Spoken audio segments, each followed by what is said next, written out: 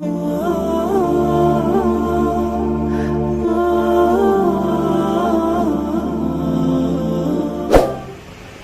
غور کیجئے کہ ہمارے بڑوں اور بزرگوں کو دنیا سے گئے ہوئے کتنے برس ہو گئے۔ امام بخاری رحمۃ اللہ علیہ تقریباً 1200 سال کا عرصہ گزر گیا، لیکن آج بھی ان کا نام زندہ ہے، تابندہ ہے۔ میرے والد صاحب کہتے تھے کہ امام بخاری کو اللہ نے یہ عزت دی کہ ان کا نام وہاں تک پہنچا جہاں تک سورج کی کرنیں پہنچا کرتی ہیں۔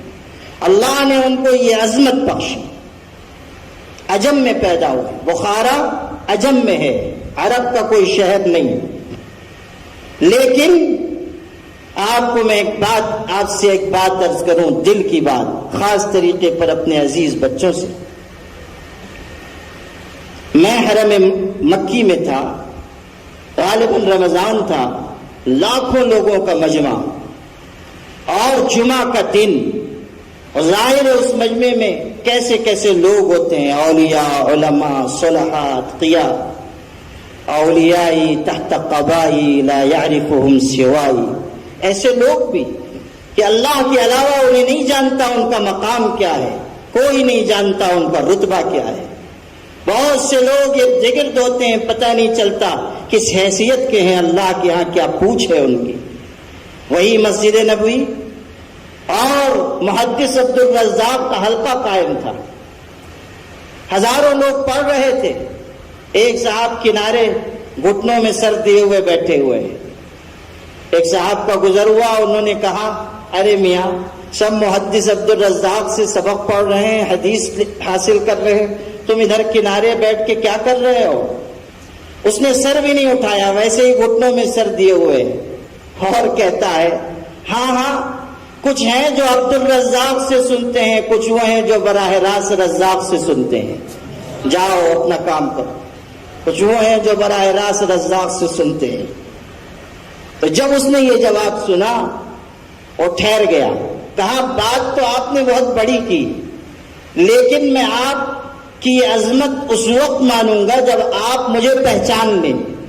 اب اس نے سر اٹھایا اور نظر بھر کر اس کو دیکھا اور کہنے لگا کہ اگر میری فراست صحیح ہے تو آپ خضر علیہ السلام ہیں۔ تو خضر نے کہا، اللہ، تیرے ایسے بندے بھی ہیں جن کے مقام بلند کو خضر بھی نہیں جانتا ہے۔ کہاں کہاں بکھرے ہوئے ہیں لوگ، کوئی نہیں جانتا کہ اللہ کے ہاں کس کا کیا مقام ہے، کیا رتبہ ہے۔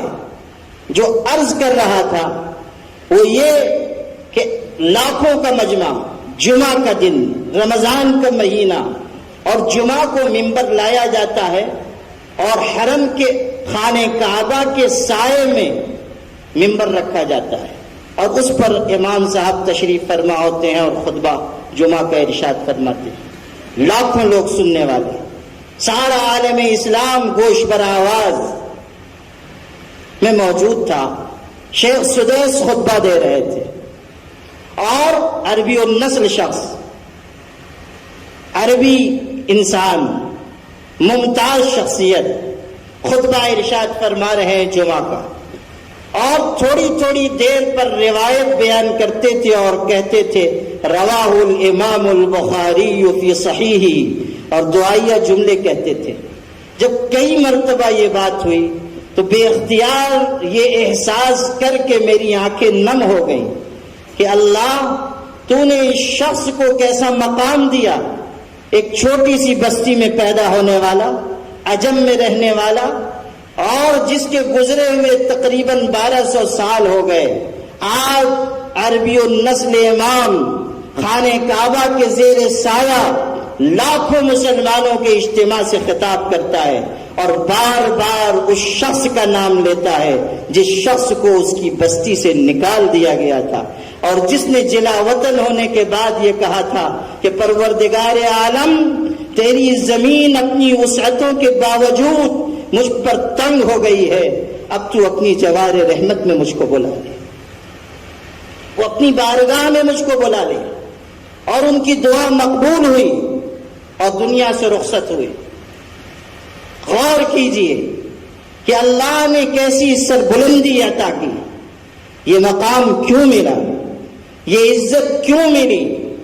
حسن عمل کے نتیجے میں، حسن نیت کے نتیجے میں۔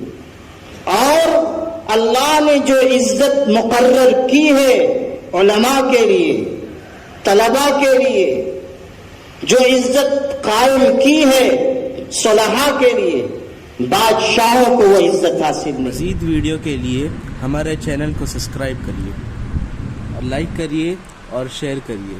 جزاکم اللہ خیر، والسلام علیکم ورحمۃ اللہ۔